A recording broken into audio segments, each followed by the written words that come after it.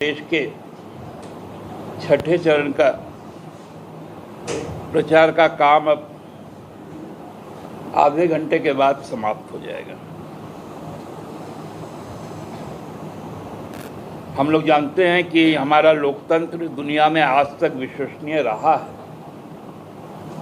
और हमारे चुनाव आयोग ने कई मिसालें पेश की हैं जिसको पूरा दुनिया फॉलो करता है। लेकिन अचानक से ये 5 चरण के चुनाव के बाद ये स्वाभाविक तौर पर सामने आया है कि क्या हमारा भारत का निर्वाचन आयोग निष्पक्ष है, चीज़ों को समान रूप से देख रहा है, चीज़ों का मूल्यांकन सही रूप में कर रही है,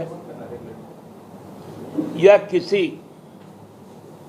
विशेष सत्ता को लाभ पहुंचाने के लिए, विशेष राजनीतिक दल को सत्ता का लाभ पहुंचाने के लिए खुलकर काम कर रहा है। क्योंकि आज से लगभग 15 दिन पहले चुनाव आयोग ने कई शिकायत जो प्रधानमंत्री के विरुद्ध किए गए थे कि वो सांप्रदायिक बातें कर रहे हैं, हिंदू मुसलमान और मुसलमानों का डर हिंदू को दिखाना, ये जो खुलकर कह रहे थे। जब उस पर आपत्ति हुई तो उन्होंने उसके पार्टी के अध्यक्ष को नोटिस किया और राहुल गांधी जी ने जब उद्योगपतियों को लाभ पहुंचाने की बातें कही तो उस पर भी नोटिस किया, लेकिन उस नोटिस को 29 तारीख तक का जवाब देना था। क्या जवाब आया नहीं आया, चुनाव आयोग ने इस पर कुछ नहीं कहा। आज फिर 2 राष्ट्रीय पार्टियों को नोटिस दिया गया। बड़ा हास्यास्पद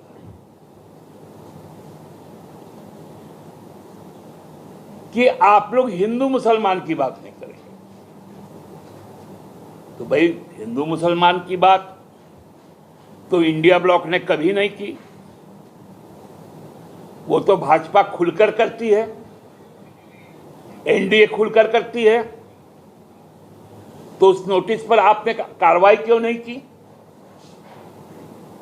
प्रधानमंत्री के चुनावी सभाओं को क्यों नहीं रोका? उस नोटिस में कहा गया है कि भारत के संविधान पे भी बात मत कीजिए। जो संविधान लोकतंत्र प्रदान करता है, चुनाव आयोग का प्रावधान रखता है, चुनाव में संविधान का बात मत कीजिए। तो क्या बात करेंगे हम लोग? अधिकार का बात नहीं करेंगे, रोजगार का बात नहीं करेंगे। बात करने का जो अधिकार है वही संविधान दिया है, तो किस पर बात करेंगे? आप लोग अग्निवीर पे भी बात मत कीजिएगा। जो प्रधानमंत्री का ड्रीम प्रोजेक्ट था, जो युवाओं को चौकीदार बनाने का प्रोजेक्ट था,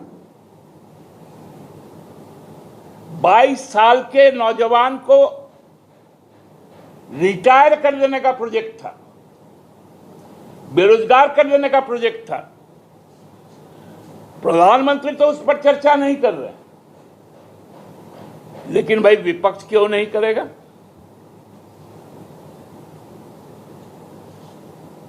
प्रधानमंत्री भैंस चुराने का बात करेंगे, मंगलसूत्र का बात करेंगे, नल चुराने का बात करेंगे। अरे आप प्रधानमंत्री हैं, ठीक है, घटिया मानसिकता वाली पार्टी के आप स्टार प्रचारक हैं, लेकिन 144 करोड़ लोगों के तो आप प्रधानमंत्री हैं आज की तारीख में। उल जलूल टेम्पू में पैसा आता है तो ईडी क्या करता है?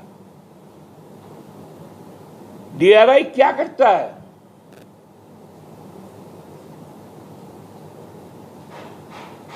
आज जब रिपोर्टें छप रही है अदानी का कोयला का स्कैम 7,200 करोड़ रुपए का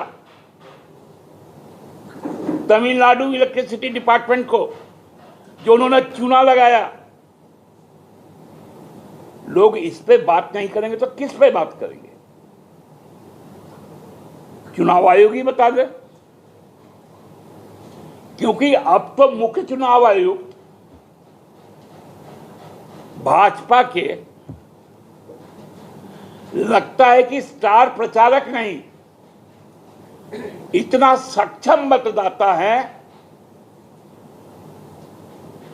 जो 4 चरण के बाद 1,07,00,000 वोट ईवीएम में डालने का काम किया। मतलब जहां जहां चुनाव हुए हर लोकसभा क्षेत्र में औसतन 28 लाख वोट डाले गए।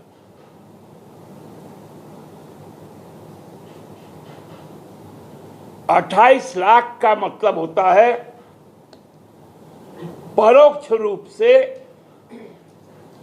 लगभग 80 लाख वोट को प्रभावित करना। मतलब यदि ये 28 हमको मिलता तो अगला को यदि भरना है तो उसको 56 लाख पहले लाना होगा, तब जाकर उसको यदि 28 लाख का लीड लेना है, फिर से वो मतलब लगभग 80 लाख का परोक्ष मतदान और प्रत्यक्ष मतदान 28 लाख का। चुनाव आयोग छठा चरण में उसका रूप क्या होगा जब हम लोग परसों वोट डालेंगे? हमको तो लगता है 2024 के वोट के आंकड़े शायद 2027 तक नहीं आए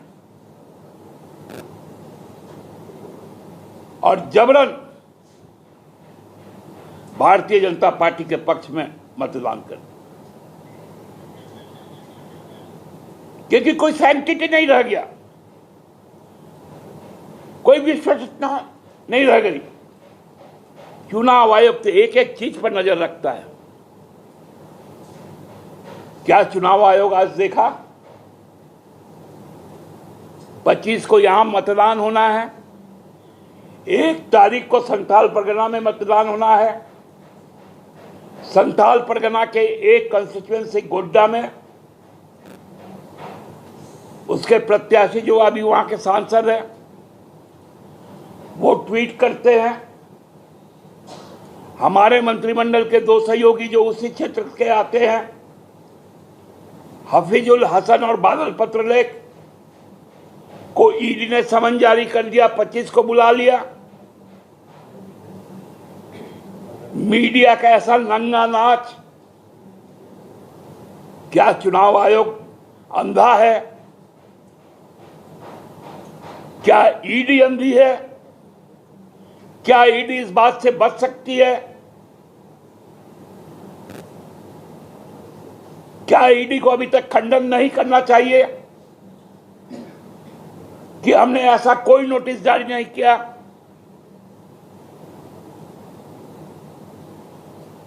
क्या इस गंदे काम में ईडी और चुनाव आयोग एक साथ इन्वॉल्व नहीं हो गया?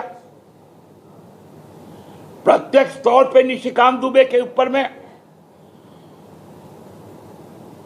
वहां पर जरमुंडी जो गोड्डा में आता है, मधुपुर जो गोड्डा में आता है, क्या उसको प्रभावित नहीं किया गया? क्या मतदाता मंडल जो 25 तारीख को जाके वोट करेगा उसको डराया नहीं जा रहा कि तुम्हारा मंत्री को हम उस दिन बुलाए हैं? ईडी को भी जवाब देना पड़ेगा।